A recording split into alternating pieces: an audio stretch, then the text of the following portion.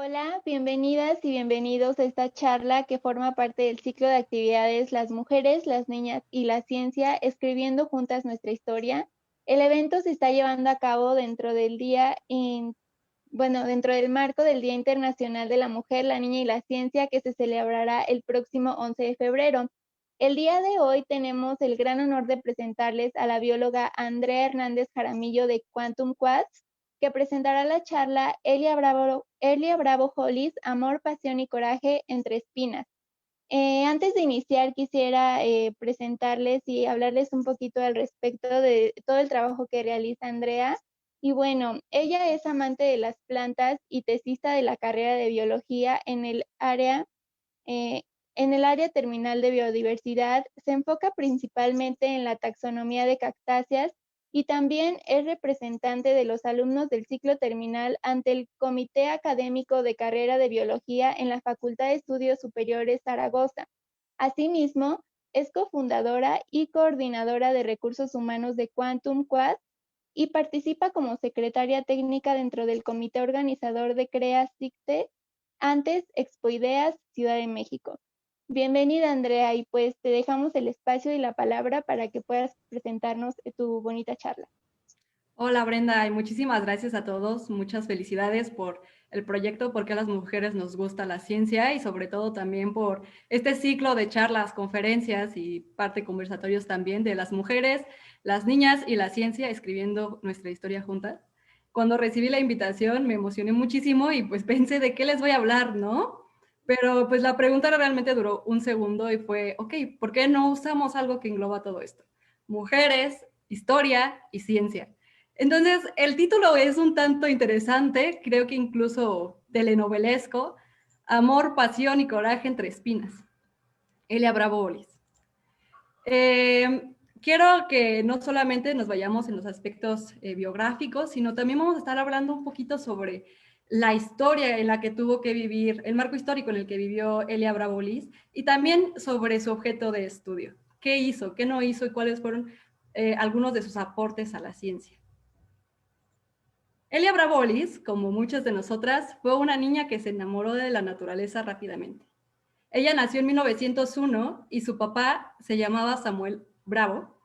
Él era pues, maderista, seguía mucho las ideas de Madero. Vivían en la villa de Mixcoac y bueno, en ese entonces la Ciudad de México era un paraíso en donde aún encontrábamos muchas plantas nativas, mucha vegetación y se veía fácilmente lo que era el Iztaccíhuatl, el Popocatépetl, llegaba a ver tal vez un poquito el Xitle y bueno, diferentes cadenas montañosas que encierran el Valle de México. Como, bueno, su mamá era Carlota Olis y justamente por ella empezaba a ver las estrellas, ¿no? En la noche hay narraciones donde dice que su mamá le enseñaba las constelaciones y les hablaba sobre la historia de la constelación de Orión. Seguramente ustedes la conocen, háganme saber si no, la conocen como los tres Reyes Magos. Y bueno, estaba llena de estrellas en ese entonces la Ciudad de México, lamentablemente. Ya es cada vez más difícil verlos, pero en una noche despejada podemos llegar a verlos. Y bueno, Elia Bravo desde muy chiquita, aparte de su amor por la naturaleza, también destacó dentro de sus estudios, incluso llegó a ganar un premio, una mención honorífica, por parte del entonces presidente Porfirio Díaz. Ella no fue, dice que porque tenía sarampión, entonces pues lamentablemente no pudo ir a recoger su reconocimiento, pero le enviaron dos libros, uno de poesía y otro de naturaleza, en donde decía que se enamoraba viendo las historias y las imágenes de los animales y de las plantas, ¿no? Ella vivió en parte del porfiriato y también de la revolución. Entonces, una vez que gana Madero y que lo destituyen, pues también van atrás de todos los seguidores de Madero. Si bien el papá de Elia Bravo era banquero, también era maderista y le enseñaba a los campesinos las historias, ¿no? La filosofía de Madero, y por lo mismo, a los pocos años, pues asesinan a su papá, cuando Elia tenía alrededor de 10, 11 años. Después de este lamentable suceso, pues su mamá y sus tías fueron las que tuvieron que encargarse de cuidarla. Y cuando llegó el momento de que estudiara la media superior, el nivel bachillerato, preparatoria, pues su mamá no tenía muchas ganas de dejarla, ¿no? Estábamos hablando de 1918, 1919, en donde pues todavía las mujeres se les relegaban mucho las tareas del hogar. Pues entonces por eso pues la mamá no quería. Pero la tía le dijo, ¿sabes qué? Hay que meterla y que estudie medicina para que sea una mujer médica. ¿Y esto por qué? Resulta que para ese entonces, bueno, antes de todo esto, la Escuela Nacional Preparatoria fue fundada en 1868 por Gabino Barreda. 14 años después, en 1882, Matilde Montoya fue la primera mujer que ingresó a la Escuela Nacional Preparatoria. Esta mujer tuvo que soportar una de cosas, incluso fue la primera mujer médica en México titulada. Y bueno, afortunadamente Porfirio Díaz estaba como muy a favor del desarrollo de la ciencia y también de las mujeres dentro de las diferentes profesiones, y tuvo que presentarse incluso dentro del examen profesional de Matilde Montoya para que pudiera titularse de médica. Pero bueno, a pesar de que ya habían pasado tantos años en 1911, aún era como medio difícil, ¿no? Imaginemos todo el marco histórico en el que estaba viviendo Elia. Y pues bueno, después de tanta insistencia de la tía, la mamá acepta que entre al nivel preparatoria Elia Bravo. Y aquí, imagínense una prepa en donde, bueno, estábamos en la prepa 2, en donde está el antiguo colegio de San Ildefonso, en el centro de la Ciudad de México. En este momento, en sus pasillos se estaban recorriendo, imagínense, personajes como el escritor Octavio Paz o artistas tan reconocidos mexicanos como, por ejemplo, Diego Rivera y Frida Kahlo, en donde pues podías encontrártelos dentro de sus incluso aulas, impartiendo y compartiendo también con respecto a su filosofía, ¿no? De vida y también sus ideas, demás, y también avances. En este marco, Elia Bravo conoce a quien sería su maestro y pues sensei, ¿no? De toda la vida, que es Isaac Ochoterena. Este señor, bueno, esta ilustración es de la Conavio y bueno, de su sección de comprometidos y curiosos, de donde pues reconoce a muchas personas que fueron ilustres en la ciencia.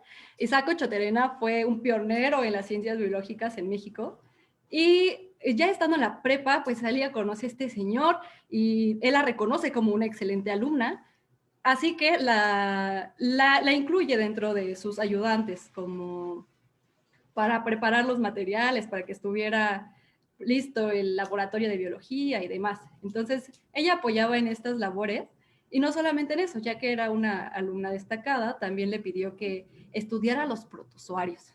Y bueno, ¿qué son los protozoarios? ¿A qué se metió Elia Bravo a estudiar, no? Los protozoarios son organismos, pero chiquititos, son de una sola célula, no podemos verlos a simple vista. Entonces tenía que hacer cultivos de paja y poderlos ver en su microscopio para poder estudiarlos. Cuando terminó su proyecto dentro de la preparatoria todavía, la presentó ante la Sociedad Antonio Alzate. Esta sociedad era una de las más grandes referencias de la ciencia en México y realmente aquí es el único suceso en su historia en donde nos narra que hubo como cierta fricción entre los géneros, tal cual, ¿no?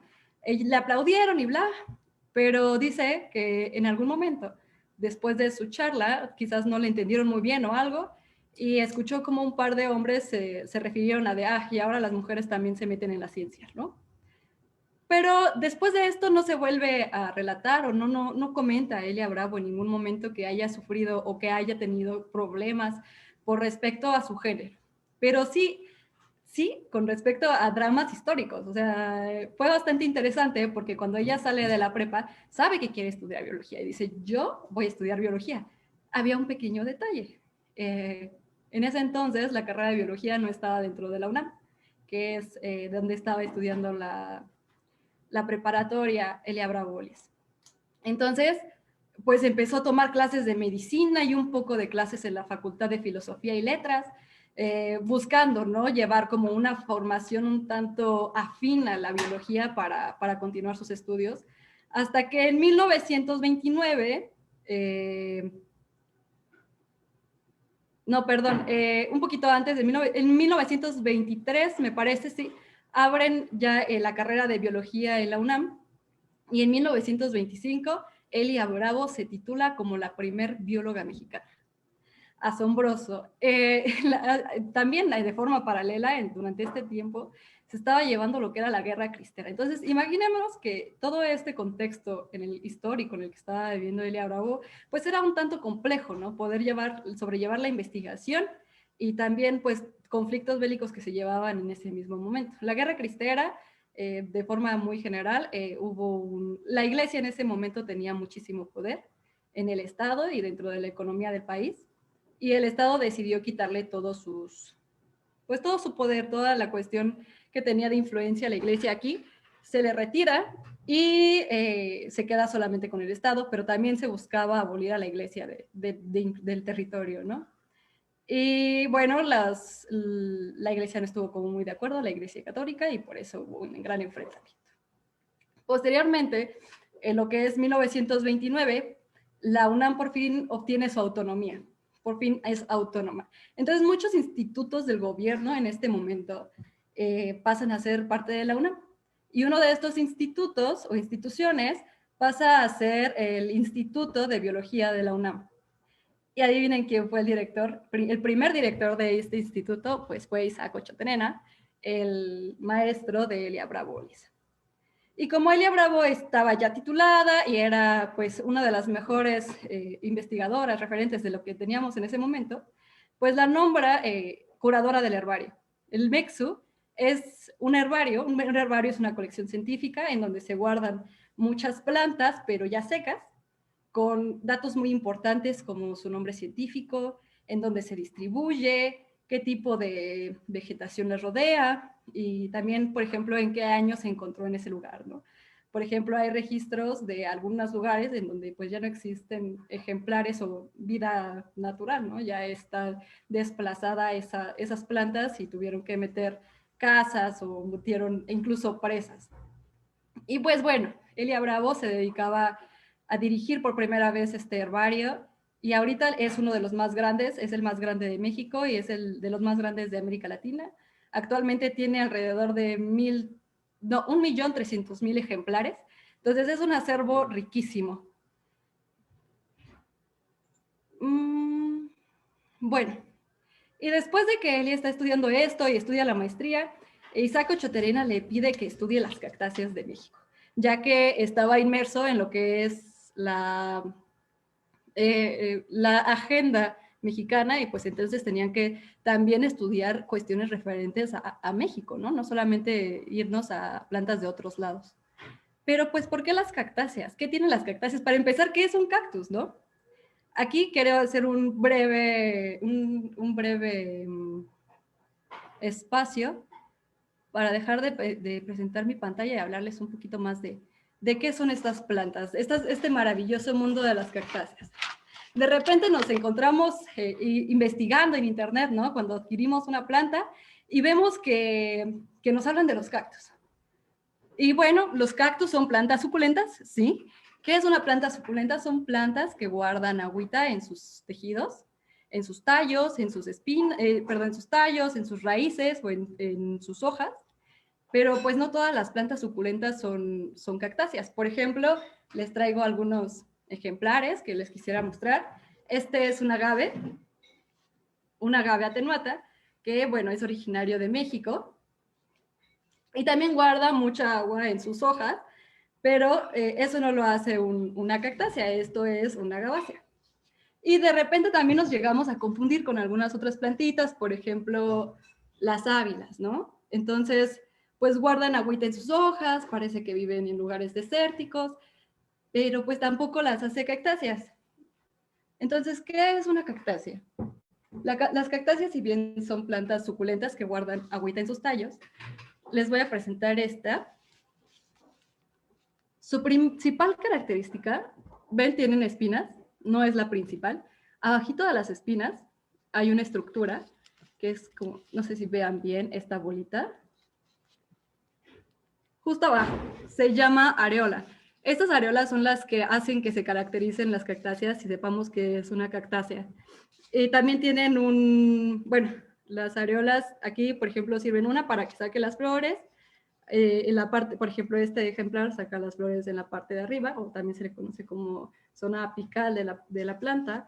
tiene las espinas y también promueve el desarrollo de raíces. O sea, albergan células que se les conoce como totipotentes, y en los humanos lo más equiparable son pues las células madre, en donde se pueden desarrollar diferentes tipos de tejidos. Esta cactácea pues es de Sudamérica, no es mexicana, pero pues por ejemplo se le conoce por que es un tipo de biznaga, ¿no? Es una forma de vida de los cactus y es como rojita. Dentro de los cactus hay diferentes formas, hay muchas cuestiones muy caprichosas. Incluso podemos encontrar cactus de, ¿qué? 2, 3 centímetros de diámetro, y también podemos encontrar de muchos metros de alto. Entonces, por ejemplo, aquí hay otra, seguramente la conocen o la han escuchado hablar de ella. Este es un viejito, y se le conoce viejito porque tiene como pelos, ¿no? Este tipo de pelos le da la capacidad de poder vivir en el desierto y, bueno, no morir por el sol. Las cactáceas tienen muchas adaptaciones para vivir en estas zonas desérticas, aunque no solamente se le encuentran en zonas desérticas. Y como les decía, hay muchas formas. Este viejito puede medir muchísimos metros de altura y parecer un poste gigante. Hay otras que igual crecen lento, pero jamás se van a hacer así como que tan altas. Aquí tengo un Astrophytum ornatum. Este tipo de cactáceas crece alrededor no más de 50 centímetros de alto.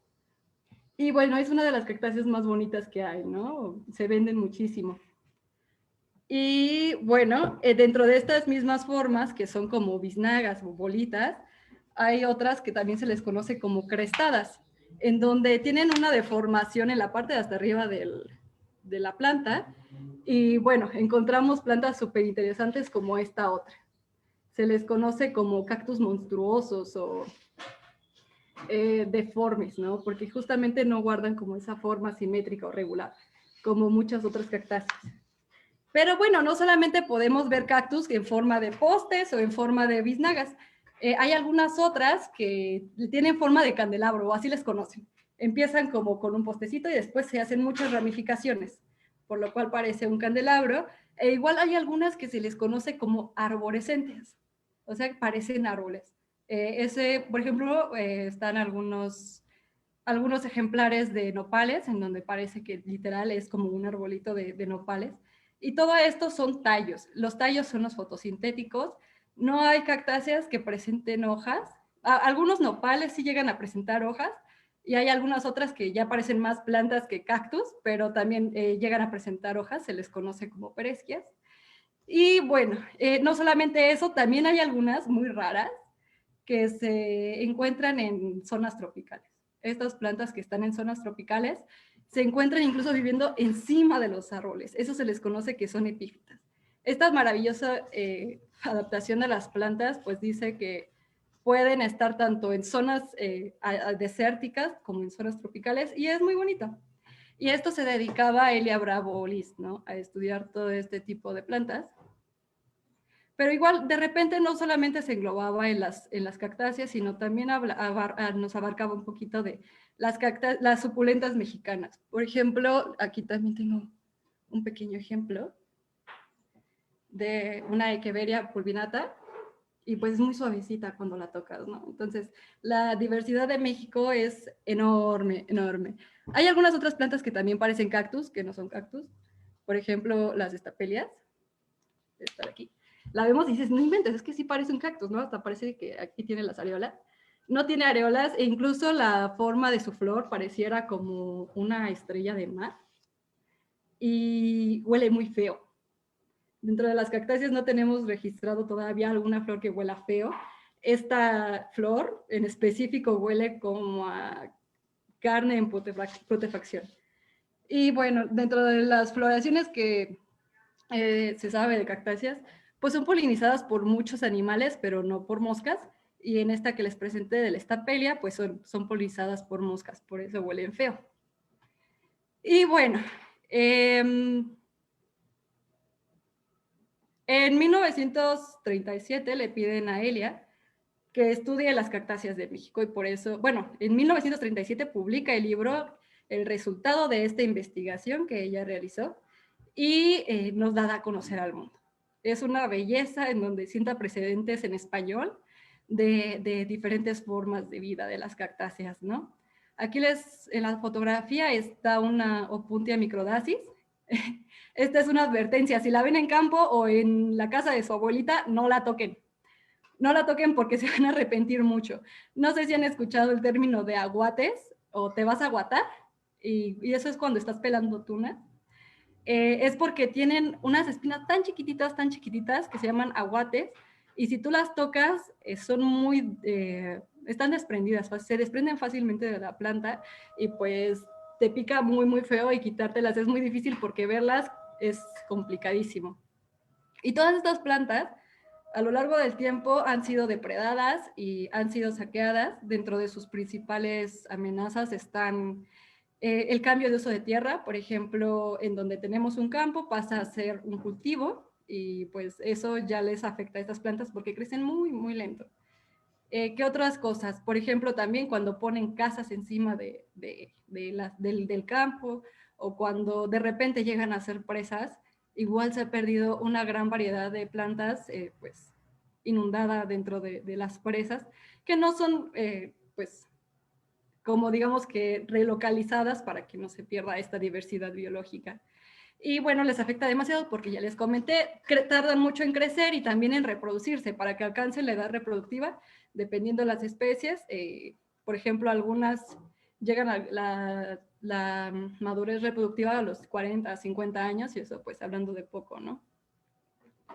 Y por eso, bueno, era una de las cosas importantes por las que Elia Bravo tenía que estudiar las cactáceas, y sacó esta gran obra en español. Muchos investigadores ya habían hablado sobre cactáceas, pero en su mayoría eran alemanes y estadounidenses. Entonces, literatura en español no había, ¿no? Y déjenme darles el dato de que esta familia de plantas solo se distribuye en lo que es América, desde lo que es Canadá hasta Argentina. Y bueno, hay un género que se llama Rhipsalis, que está en África, pero se cree que por la migración de las aves esa planta llegó allá, no llegó como de forma natural, no evolucionó allí, pero ya se naturalizó y vive como si fuera una de las tantas plantas africanas. Y el principal centro de dispersión, o en donde muchísimas más especies hay de cactáceas, es México. Alrededor de 1,438 especies de cactáceas hay en el mundo, y en México alberga, dependiendo del autor, entre 560 o 670 especies de cactus. Tan solo en México, en lo que es el desierto chihuahuense en el norte, y en Oaxaca y Puebla. Una vez que Elias publica esta gran obra, en 1937, seguidito, pasa a casarse. Se casó con un neurocirujano muy importante de la época. Se llamaba Francisco Miranda, y Faustino Miranda, y este señor le pidió que dejara de hacer investigación por su matrimonio. Y entonces Elia Bravo dejó a un lado la investigación, y durante 13 años estuvieron casados. Lamentable o afortunadamente, no tuvieron hijos, y por esa razón, dado que Faustino Miranda tenía muchísimas ganas de tener hijos y no habían podido tener hijos, le pide el divorcio. O sea, 13 años después de casarse, estamos hablando que cuando Elia Bravo tenía 50 años, le pide el divorcio, y ella dice, va, me divorcio, y se regresó a la investigación, a la labor docente y a la universidad. Estuvo 2 años en el Instituto Politécnico Nacional, y al mismo tiempo, en 1950, funda la Sociedad Mexicana de Cactología. En 1952, junto con otros apasionados de las cactáceas y de las suculentas, crean esta revista que les estoy presentando, Cactáceas y Suculentas Mexicanas. Y bueno, estamos viendo el primer tomo de esa revista, y podemos ver que la presidenta de esta sociedad era Elia Bravo, el vicepresidente era John Blaine, y demás investigadores y apasionados de las cactáceas. Y siempre hubo un equipo, ¿no?, que estuvo respaldando a Elia durante todas sus investigaciones. Cuando crean esta sociedad, se hace cada vez más grande, tiene un éxito rotundo y empiezan a inscribirse demasiadas personas queriendo aportar más a la botánica y sobre todo a la cartología mexicana. Entonces empiezan a recolectar ejemplares de campo. Y no solamente para los herbarios, sino también vivos, para poder tener un ejemplar vivo dentro de una colección. El problema es de que esta sociedad pues no tenía un espacio para poner todo el montón de ejemplares que iba recolectando en el campo. Así que pues fueron directito con Faustino Miranda, que está en esta foto, y le piden un pedazo de terreno de la UNAM para hacer un jardín botánico. Y bueno, no solamente se abrió un espacio para las cactáceas, sino también para otro tipo de plantas como tropicales, y ahorita también ya alberga plantas medicinales y demás, en lo que ahora es el Jardín Botánico de la UNAM. Faustino Miranda aceptó y bueno, la primer directora de ese jardín botánico, creo que es más que obvio, pasó a ser Elia Bravo. Y así pasó sus años en docencia e investigación, hasta que llegó el momento en el que el siguiente rector de la universidad, Ignacio Chávez, le dijo a Elia, ¿sabes qué? ¿Te acuerdas de tu libro Las Cactáceas de México? Sí, ya se acabó. Y fue muy solicitado por los extranjeros, así que necesito que te dediques a seguir investigando y a sacar una segunda edición de este libro. Esta segunda edición no contó con un solo tomo, contó con 3. Aquí tenemos los 3 tomos. Es una obra magnífica en donde, bueno, Elia nos enseña mucho de las cactáceas mexicanas en sus diferentes formas, nombres, distribución. Es un trabajo, pues, muy interesante. Y bueno, el primer tomo de este libro se publicó de una forma regular, en lo que fue en 1978, y en los siguientes tomos también estuvieron a la par más o menos en los manuscritos, pero por cuestiones de editorial fueron publicados hasta 1991. Y bueno, gracias a estos libros y a todo el esfuerzo que generó Elia Bravo Liz, se ganó el nombre perfectamente de la reina de las cactáceas. Está coronada con, yo creo, un gran cactus y espinas de cactus. La verdad, este trabajo que fue desarrollando a lo largo de los años, a lo largo de su vida, es asombroso. Y en una de las entrevistas que le hicieron, ella comentó, todo lo que he hecho ha sido con amor, pasión y coraje. Por eso el título de esta presentación, Amor y Pasión y Coraje, entre espinas, porque justamente quisiera a todas invitarlas a reflexionar que no importa en dónde estemos, no importa la situación histórica, ahorita nosotros también estamos pasando por una pandemia, que es algo fuerte, también como, no sé si equiparable con las revueltas armadas con las que vivió Elia, pero sí nos invita a amar, a ser apasionadas y tener el coraje de hacer lo que queremos hacer. Entonces, sean ciencias, sean ciencias duras, ciencias exactas, ciencias sociales o cualquier cosa que ustedes quieran desarrollarlo, no importa la edad, no importa el género, no importa el sexo, no importa nada de eso, siempre y cuando lo hagamos con amor, pasión y coraje. Y esto es lo que pues a Elia le ha dado sin fin de reconocimientos, que hasta la fecha seguimos hablando de ella con esta admiración. Y bueno, incluso la princesa de Mónaco en su momento le dio un reconocimiento, se llama el Cactus de Oro, en donde premiaban a los fanáticos de las cactáceas y quienes iban aportando conocimientos muy importantes a esta familia de plantas. Y bueno, pues recibió el Cactus de Oro y muchas otras condecoraciones. Y bueno, Elia Bravo murió en el 2001. Este año se cumplen 20 años de su muerte, así que fue una mujer centenaria dedicada a la ciencia. Y hay incluso corrientes artísticas que celebran sus hallazgos con canciones. Hay una canción que se llama Las Suculentas, de Liliana Felipe. No, de Felipa, ay, ahorita no recuerdo bien el nombre de la cantautora, pero bueno, la canción se llama Las Suculentas, por si quisieran de repente escucharla, y está muy padre porque también nos explica qué es un cactus, en dónde viven los cactus, y un poquito sobre Elia Bravo también. Y bueno, aquí les presento un poquito de dónde saqué algunas figuras, la información que les estoy presentando y, bueno, el contacto con Quantum Quats, que es el colectivo de divulgación científica al que pertenezco, y me gustaría mucho seguir con esta reflexión y saber si alguno de ustedes tiene alguna pregunta, si quisiera saber más sobre Elia Bravo, o igual saber un poquito más sobre las cactáceas, cultivo, o tal vez un poquito de taxonomía, no sé, estoy abierta a lo que quieran tratar.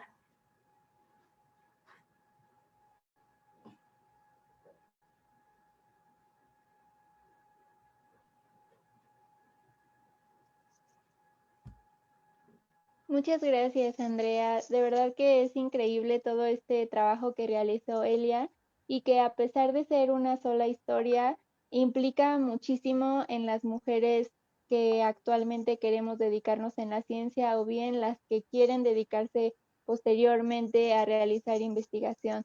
Me voy a dirigir a leer ciertas preguntas que están realizando en Facebook y después me dirijo a leer las de Zoom.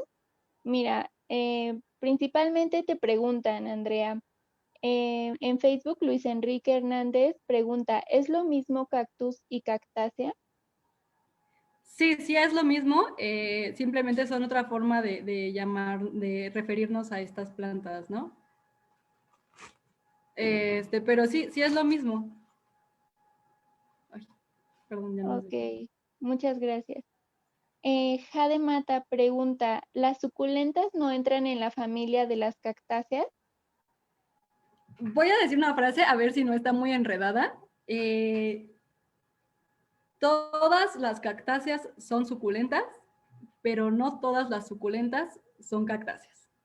¿A qué vamos? Sí, hay muchas plantas que guardan agüita en sus tallos, pero no todas estas plantas que guardan agua en sus tallos son cactus. Por ejemplo, la que les mostré hace ratito, no sé, la echeveria, pues vemos en sus hojitas que guardan mucha agüita, pero pues justamente esta planta no es un cactus porque no tiene areolas. Así que todas las plantas que tienen areolas son cactáceas.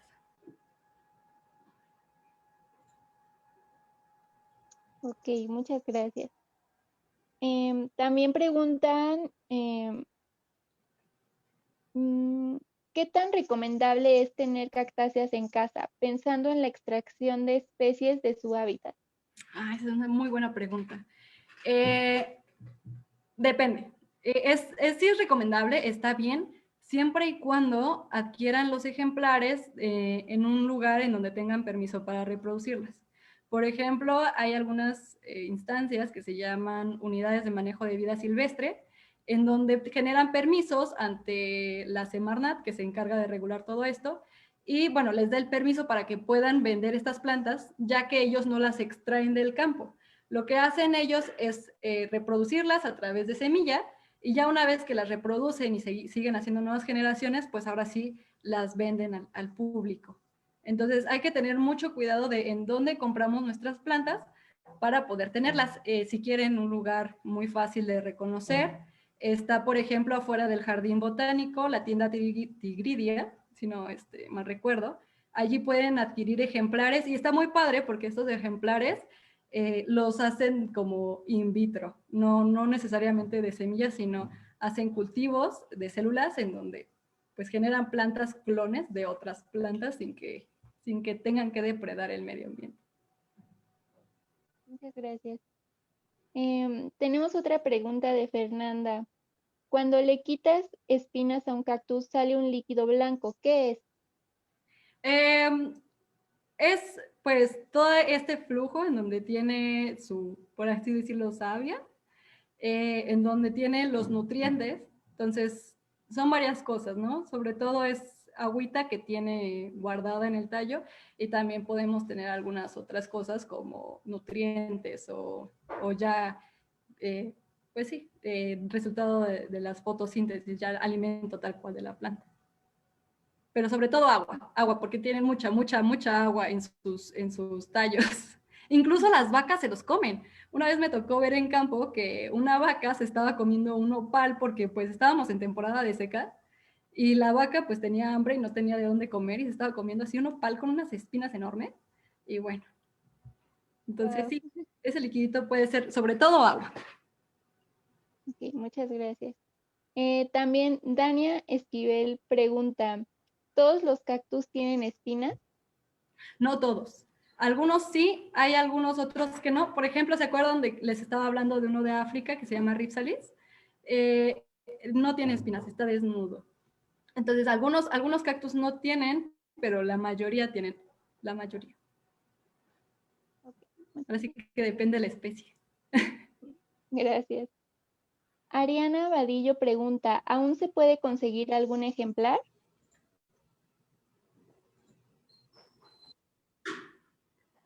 Perdón, creo que se me fue el internet. ¿Me puedes repetir la pregunta, por favor? Claro, mira, Ariana Vadillo pregunta, ¿aún se puede conseguir algún ejemplar? No. ¿No? ¿Sí me escuchas? A ver, creo que ya. A ver, ¿ahí me escuchas? Escucho como muy trabado. No sé si ustedes me escuchen bien. Sí, ¿o es mi internet? No sé qué está pasando. Va. A ver, ¿ya me escuchas bien? Sí. Ok, mira, la siguiente pregunta es, ¿aún se puede conseguir algún ejemplar? Supongo que de los libros de Elia Bravo. Eh, no sabría decirles en este instante si aún tengamos los libros en físico. De repente los podemos encontrar en línea. Creo que Google, dentro de su acervo de libros, también los tiene por ahí, por si quieren llegar a consultarlos. Ok, ahora voy a leer las preguntas de Zoom. Mira, principalmente tenemos un comentario que supongo que lo hicieron durante la charla que dice, yo hubiera dejado de lado el matrimonio. Es que sí es impresionante cómo tienen que pasar este tipo de Híjole, yo situaciones. también tenía ganas de dejar de lado lo del matrimonio. Ajá. Bueno, hola. Sí, sí te escucho. Sí, justo, pero por lo mismo, por todo este contexto histórico, imagínate, lo quise tomar de que a los 50 años, incluso en México ahorita es difícil de repente encontrar un trabajo siendo mujer a los 50, ¿no? Y bueno, pues también es como un precedente de que se puede y por eso quise como que retomarlo, a pesar de que pasa, ¿no? O sea, son cosas que de repente ocurren y creo que este ejemplo nos enseña que sí se puede salir adelante. Gracias. Claro, y sobre todo lo que atravesó, ¿no? Porque a pesar de que es una sola historia, pues todo lo que implicó, ¿no? Cuestiones sociales, culturales, políticas, incluso, pues sí, individuales, ¿no? Como esto del matrimonio, que a pesar de que es algo individual, pues sí es algo que puede, una idea colectiva que puede impactar en la vida de muchas mujeres o muchas personas, ¿no? Bueno, también tenemos un comentario de Velasco Echevarria que dice, me encantó tu charla, felicitaciones, muy amena y genial forma de relatarnos la vida de Elia. Muchas gracias. Jimena también pregunta, ¿sabes de algún documental sobre la vida de Elia? En este momento, la verdad, no. Hay algunos libros en donde, y publicaciones de revistas en donde hablan de su vida, pero tal cual como documental filmado con cámara y audio, no estoy segura. Incluso hay algunos jardines botánicos que llevan su nombre, pero si quieren les paso algún libro en donde hablan sobre su vida. A ver. Gracias. Bueno, María Cristina López comenta, excelente presentación, una historia más muy motivadora, sobre todo para las chicas que se sienten fuera de lugar. Muchas gracias. También, bueno, Sofía Lorena Márquez pregunta, las suculentas saben ácidas en la noche, pero saben menos ácidas en el día. ¿Por qué? Fíjate que no me había puesto a pensar que las suculentas saben ácidas en la noche y ácidas en el día. No tengo la respuesta del todo clara, pero podríamos hacer una inferencia. Las suculentas, las cactáceas, tienen un metabolismo que se llama ácido crasuláceo. Eso quiere decir que respiran de noche y de día pues están como dormiditas, ¿no? Y a diferencia de otras plantas que respiran de día y se duermen de noche, por así decirlo, que es cuando tienen esta energía del sol para hacer la fotosíntesis. En las cactáceas lo tienen al revés para evitar perder agua porque viven en el desierto. Entonces justamente me atrevería a decir que podría ser por el metabolismo ácido crasuláceo, que así se le conoce, pero no estoy del todo segura. Entonces, bueno, no he probado los nopales tan noche y fijadome si sabe más o menos así. Muchas gracias, Andrea. Espero Mira, haber también, tratado de contestar la respuesta. gracias. Mira, también Jade Mata pregunta en Facebook, ¿qué autores recomiendas para informarnos y o aprender más sobre cactáceas? A Elia Bravolis, sobre todo, primero a ella. Dependiendo del tipo de cuestión que queramos saber sobre cactáceas, será el autor al que tengamos que referirnos. Hay algunas enciclopedias sobre cuidado y tipos de plantas. Y bueno, hay también tratados taxonómicos, que es como que un poquito más a lo que yo estoy cercana, que es como de cómo se clasifican los nombres y demás. Un referente muy grande es Hunt, sí se llama, Hunt. Y bueno, dentro de México está Guzmán, tal vez Villaseñor, pero sí, si queremos empezar, recomendaría tal vez con la obra de Elia Bravo. Ya es antigua, hay algunos nombres que se han actualizado, pero es un gran comienzo. O sea, es una obra muy completa y para empezar a conocer un poquito más, los 3 tomos son muy buenos. Ok, muchas gracias. Mira, también en Facebook nos preguntan, Yareli Camacho, ¿qué norma protege en México a las especies de cactáceas amenazadas? Hay una norma, esta norma se dedica a cuidar a todas las especies que se encuentran enlista todas las especies que tienen algún tipo de riesgo. Se llama la norma oficial mexicana, bueno, la NOM 059, fue publicada en el 2010 por la Semarnat en el Diario Oficial de la Federación. Y bueno, es una lista que nos dice las diferentes situaciones de riesgo en las que se encuentran las especies mexicanas. Algunas están por ejemplo, en un riesgo mínimo y otras pues ya están en peligro de extinción o extintas en vida silvestre, ¿no? La NOM, a nivel México, es la que se encarga de regularlo, pero igual está CITES. Y bueno, CITES es la que se encarga de regular el comercio internacional de las especies en peligro de extinción o que en alguna categoría de riesgo. Y en CITES, básicamente todas las cactáceas se encuentran dentro en riesgo. Todas las cactáceas ya se encuentran en una categoría de riesgo, así que no se pueden comercializar internacionalmente sin permisos. Ok, Andrea, muchísimas gracias. Pues al parecer ya no hay más preguntas. No sé si alguien más quiera aprovechar que aún tenemos un poquito de tiempo para preguntarle o hacerle un comentario a Andrea, porque realmente es una historia muy interesante. Sobre todo, creo que es muy complicado, principalmente saber las historias de las científicas en el mundo. Es aún más complicado rescatar las historias de las científicas mexicanas, ¿no? Y creo que bueno, en este caso, pues es un referente que todas deberíamos de conocer, porque independientemente del área a la que queramos dedicarnos, pues nos invita a reflexionar sobre qué está pasando en nuestro contexto, qué queremos hacer a futuro y cómo podemos desprendernos de quizás estos techos de cristal que en ocasiones pues son limitantes para muchas mujeres, ¿no? Que unas pueden romperlos y otros no, pero a final de cuentas ahí están y que siguen siendo una limitante para muchas de nosotras o para muchas otras mujeres que quizás ya están en el camino de la ciencia, pero hay otras que van a llegar y que probablemente con los trabajos que estamos realizando o visibilizando las historias como la de Elia, pues podemos romperlos para que las que vengan ya no tengan que atravesarlos, ¿no? O romperlos o enfrentarse a ellos. Bueno, no sé si los demás quieran realizar alguna pregunta o tú, Andrea, algo que quieras agregar.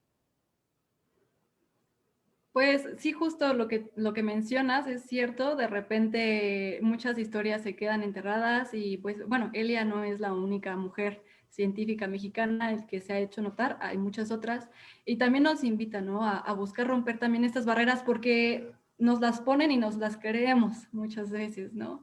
Igual, por ejemplo, a las niñas que puedan estar viendo, es que cuando seas grande, ¿qué vas a hacer cuando seas grande, no? O tú eres el futuro de México. Sí. Niñas son el presente de México.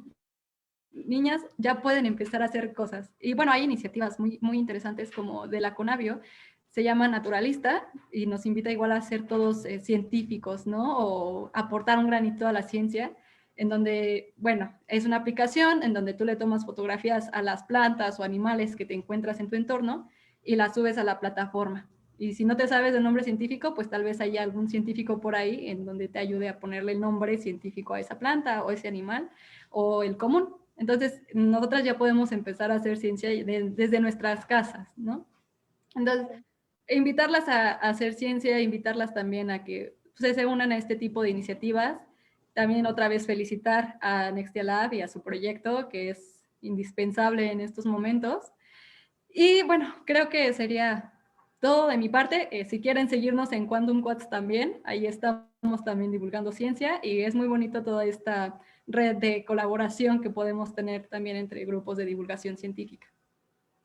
Claro, muchas gracias por aceptar la invitación, Andrea, y de verdad que fue una charla muy bonita y sobre todo muy interesante, porque pues sí, realmente hay muchas historias que debemos rescatar para poder tener referentes y continuar el camino en la ciencia.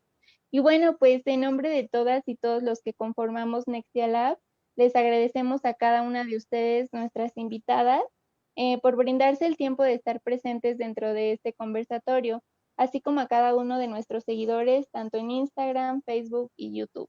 Les recordamos que los días 11, perdón, 18 y 25 de febrero se estarán llevando a cabo diversas actividades que son charlas y conversatorios en honor al Día Internacional de la Mujer, la Niña y la Ciencia. Y si quieren saber más al respecto, pueden consultar los programas dentro de nuestras distintas redes sociales.